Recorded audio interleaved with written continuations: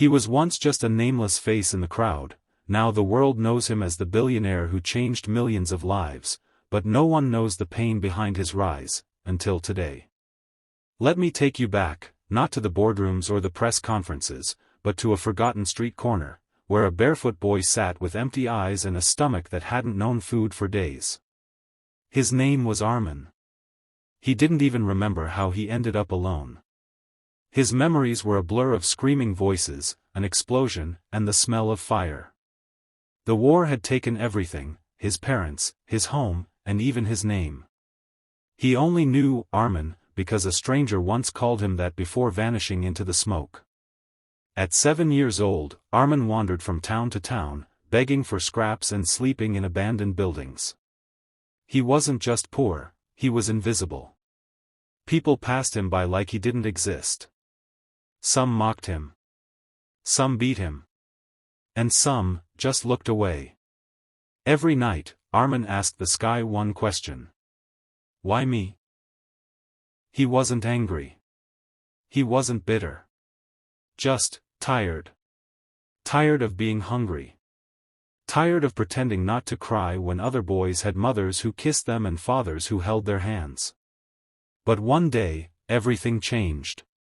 It was raining heavily, and Arman had taken shelter outside a bakery, hoping for leftover bread.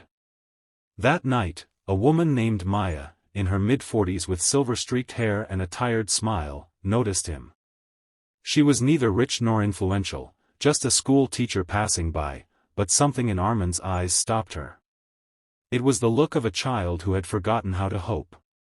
She walked over and offered him a warm sandwich. He stared at it suspiciously, then at her. It's not poisoned, she smiled. It's just kindness. That was the first meal he'd had in days, and the first smile he'd seen in years. Maya didn't walk away like the others. She came back the next day. And the next. Slowly, she earned Arman's trust.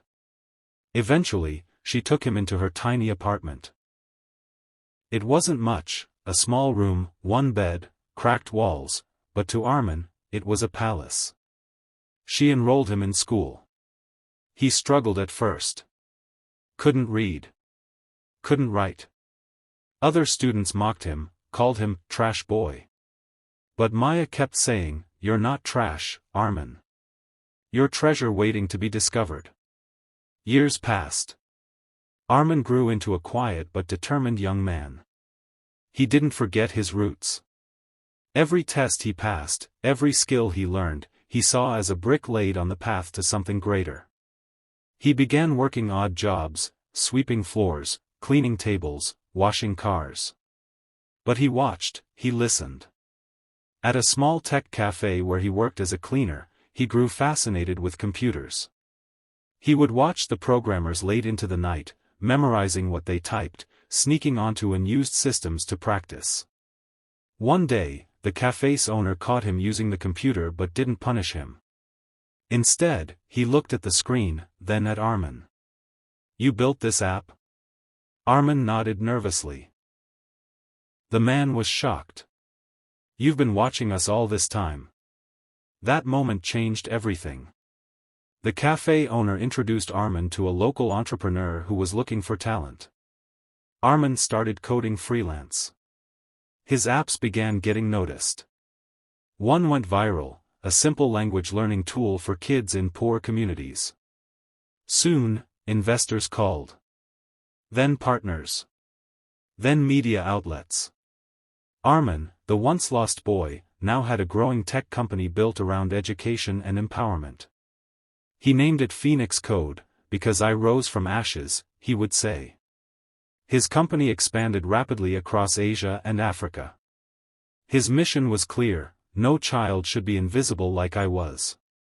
No dream should be lost in poverty. He didn't just become a CEO. He became a movement. He built free tech schools. Created job platforms for the homeless. Helped orphanages go digital. Every dollar he earned, he poured back into the mission. He never wore designer suits. Never flaunted his wealth. His office still had the photo of Maya, the woman who gave him his first sandwich, and his first reason to live. When Maya passed away, Arman said in her eulogy, "She didn't give birth to me, but she gave me life. Everything I am, I owe to a woman who chose to stop and care." Today, Arman stands at the head of a billion-dollar legacy. He's on Forbes. He's been invited to speak at the UN.